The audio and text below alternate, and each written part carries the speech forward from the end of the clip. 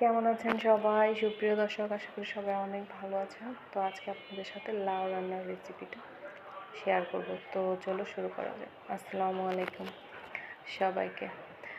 তো লাউ রান্নার জন্য প্রথমে তেলে 5 ফোড়ন দিয়ে নিয়েছি, হলুদ দিয়ে নিয়েছি, দিয়ে আমি লাউ দিয়ে দিয়েছি। দেখতে পাচ্ছ লাউয়ের সাথে কিন্তু আমি একটা আলু মিক্স করে দিয়েছি, ছোট্ট 2টা আলু মিক্স করে দিয়েছি। তো দেখো আমি লাউগুলোকে একটু ভেজে নিচ্ছি, দিয়ে একটু লবণ দিয়ে নিচ্ছি। এই পর্যায়ে একটু লবণ দিয়ে নিতে হবে। লবণ দিয়ে আমি এটাকে একটু ভাজা ভাজা করে নিব।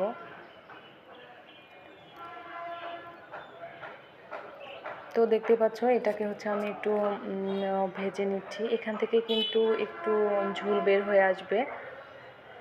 তো আমি ওই ঝোলেই রান্না করব, এখানে কোনো এক্সট্রা পানি আমি ব্যবহার করব না। এইভাবে লাউ রান্না করলে লাউ খেতে অনেক টেস্টি হয়। তোমরা একবার বাসায় ট্রাই করে দেখো এটা কতটা স্বাদ হয় আসলে। তো এই পর্যায়ে আমি জালটা মিডিয়াম আঁচে রেখেছি, দেখে আমি এটাকে ভেজে নিচ্ছি। তো মাঝে মাঝে আমি এটাকে নেড়ে চেড়ে দিচ্ছি, দেখতে পাচ্ছ মাঝে মাঝে এটাকে আমি একটু নেড়ে চেড়ে দিচ্ছি। আসলে লাউয়ের উপকারিতা বলে শেষ করা যাবে না, লাউয়ের এত এত গুণ।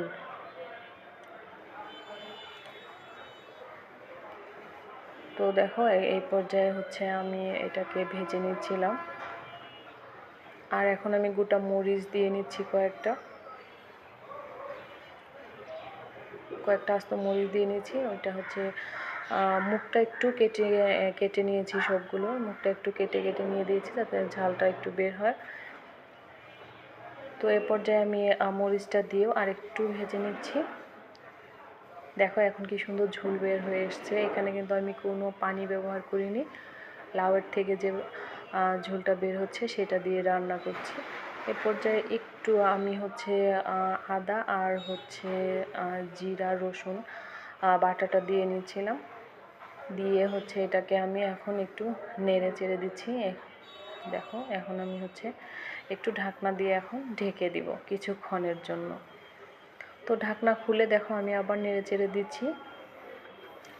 এখন তো অনেকটা সুন্দরভাবে সিদ্ধ হয়ে গিয়েছে। দেখো আমি একটু নেড়ে চেড়ে সুন্দর করে দিচ্ছিলাম, মিক্স করে দিচ্ছি আবার একটু, দেখতেই পাচ্ছ। এরপর আর একটু ঢাকা দিয়ে দিব। এখন আমি ঢাকনা খুলে এখন আর একটু নেড়ে দিচ্ছি, দেখুন। আর মাছটা তো আমি আগে থেকে ভেজে রেখেছি, যেহেতু ভাজা মাছ দিয়ে আমি রান্না করতেছি, এই জন্য মাছটাকে আমি আগে ভেজে নিয়েছি। সেটা আপনাদের দেখায়নি অবশ্য, আমি অফ ক্যামেরায় মাছগুলো ভেজে নিয়েছি। এখন মাছটা আমি এখানে দিয়ে দিয়েছি।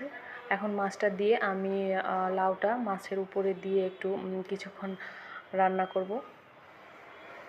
দেখো আমি মাছটাকে একটু ঝোলের সাথে মিক্স করে দিয়ে কিছুক্ষণ রান্না করব, জাস্ট 2-3 মিনিট রান্না করলেই হবে, যেহেতু মাছটাকে আমি ভালোভাবে ভেজে নিয়েছি।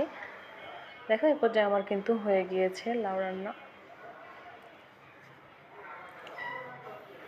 তো দেখো এখন আমার প্রায় হয়ে গিয়েছে সুন্দরভাবে। এখন এটাকে আমি ছোটো যে কড়াই আছে সেটাতে আমি নামিয়ে নিচ্ছি। দেখো তোমাদেরকে দেখিয়ে দিয়েছি